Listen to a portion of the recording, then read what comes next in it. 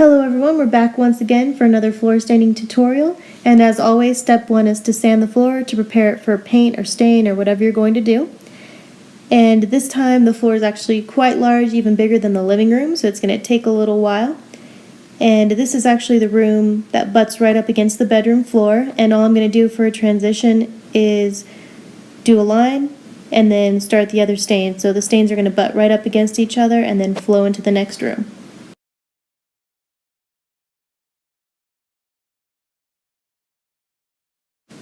Step two is to sketch your design, and in this case I used a lot of household items. As you can see, I used a bowl and a pencil, and there's my straight edge that I'm using to make all the edges. And I lucked out here because the OSB boards that are used for the subfloor met almost directly in the middle of where I needed to make my compass, so I could use that as a guide for the spikes that come off of it. And I basically used the bowl to make the circle and then went around with a straight edge and boxed off where the ends were going to shoot out, and then split those sections in half so that I could split the spikes that came off in half as well.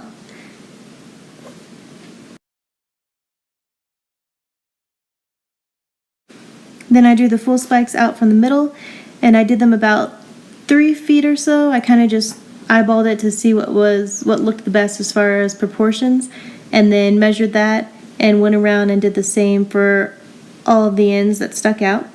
And then the shorter triangles that came out from the middle circle, I did about half that. And then I made sure to use the straight edge to make the middle lines go all the way up the triangles, so that when I went to paint, they'd already be split in half and it'd be easier for me to block those out, edge those out, and fill them in. Here's a top view if you can see that. You can see the circle in the middle and then all the spikes that come off of it. Little faded because it is in pencil and I didn't want it too dark so that when I went to stain over it I wouldn't have too many lines to erase. And then to create the circle around the compass, I stuck a piece of metal in the middle of the floor, used a string and circled around it, and then shortened the string and circled around it again so that I had 2 circles, one big circle and one smaller circle inside that circle to create a ring around the compass. Then I just used a regular quarter to make a few smaller circles within that ring. Now the themes for the other rooms were Asian steampunk. This room is actually just steampunk itself, concentrating on airships.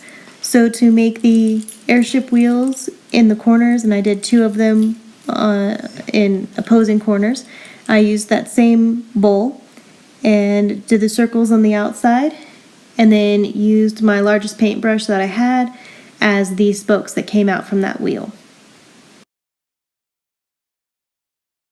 I did use and make one stencil in this room, and that is the individual rung of a rope.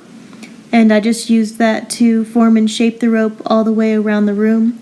And it did take a while because it was just that single portion of the rope and I had to duplicate it over and over.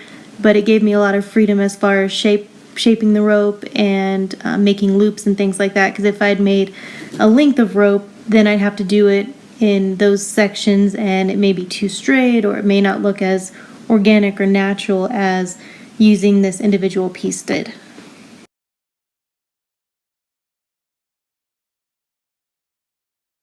Step 3 is outlining and blocking off the design, just like in the other 2 rooms. And in this room, I just used the leftover black I had from the bedroom and used that to fill in and outline the portion of the design that I wanted to really stand out. So obviously the compass, the directions on the compass, and then the lines around the compass, the wheels in the corner, and then of course the massive rope wrapping all the way around the room. I outlined all of that in black and filled it in so that it would really stand out, and then when I used any of the other colors I was planning on using, it would still be visible as a prominent section of the design.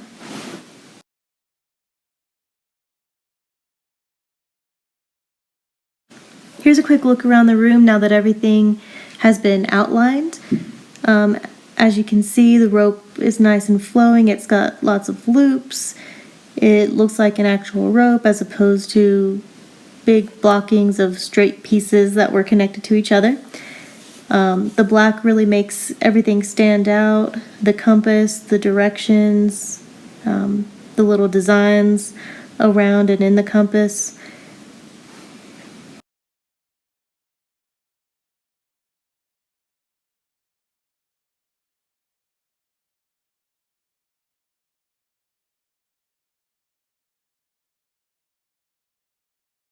Once you have everything outlined and blocked out, you can go back with a pencil to erase any stray pencil marks you can see.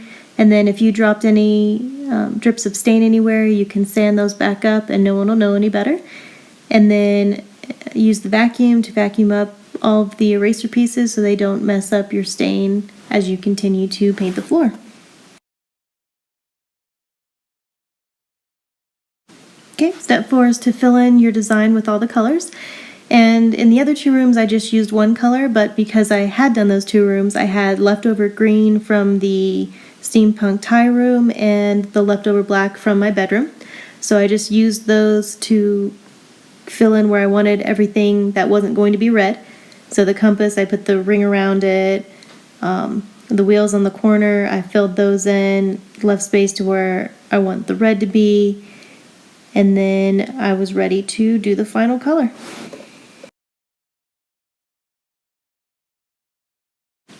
Because the living room was so much bigger than the other 2 rooms, I decided to take a different approach as far as filling in the main color.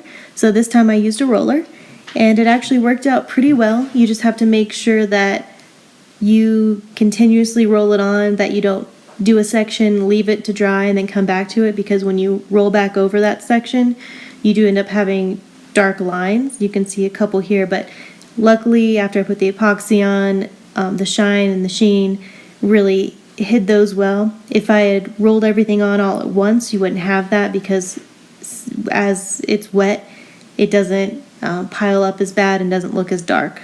So I do have a couple of those, but now I know for next time, just roll it all on, even if it takes a really long time, because it looks a lot nicer. But again, once I put the epoxy on, you can't really tell that any of those lines were ever there.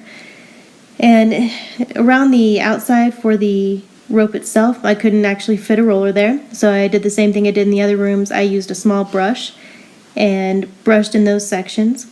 And then the only problem with using the roller was it did make these little bubbles.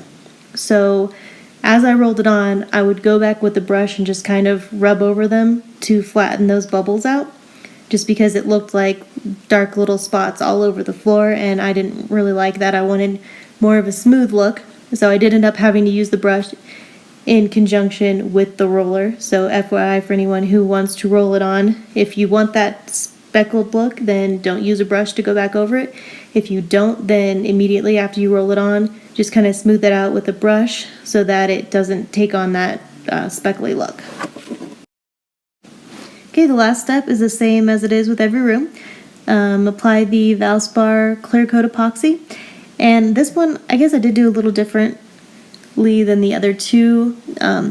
I went over the unstained areas first, just like I did in the other rooms, but this time I did, I think, 2 or 3 layers before I did the main coat over the entire thing, only because I wanted those sections to really shine and to not be rough, because again, when you put it over stain, it doesn't absorb as much, but if you put it on floor that hasn't been stained, it soaks in all that clear coat and it's not as shiny, and the sheen isn't as nice as the rest of the room. So I put a couple extra layers on those parts that I knew weren't going to shine as well, and then I went over and started to do the entire thing. Again, I rolled on the Valspar epoxy, and that's actually how it says to apply it.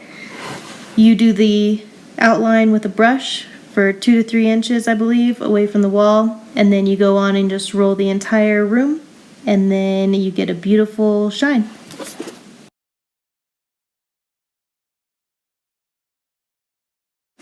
Here's a look at the completed floor. As you can see, it's really shiny. The red is really rich and vibrant thanks to the epoxy on top, and then those parts that looked like I left blank really look golden now because of the epoxy shine on top of them. And I will go back and put trim down later, since after pulling up the carpet the floor is a little lower than the trim that's already there, so I will go back and put a smaller, probably quarter round trim around that outer edge. The green really pops thanks to that shine, and the compass looks really nice in the middle. And then now that everything's done, I just had to wait for it to dry and then moved all my furniture in. Thanks for joining me on this third tutorial. Next time we're going to start painting the walls of the rooms, and we're going to be doing some murals. So see you then.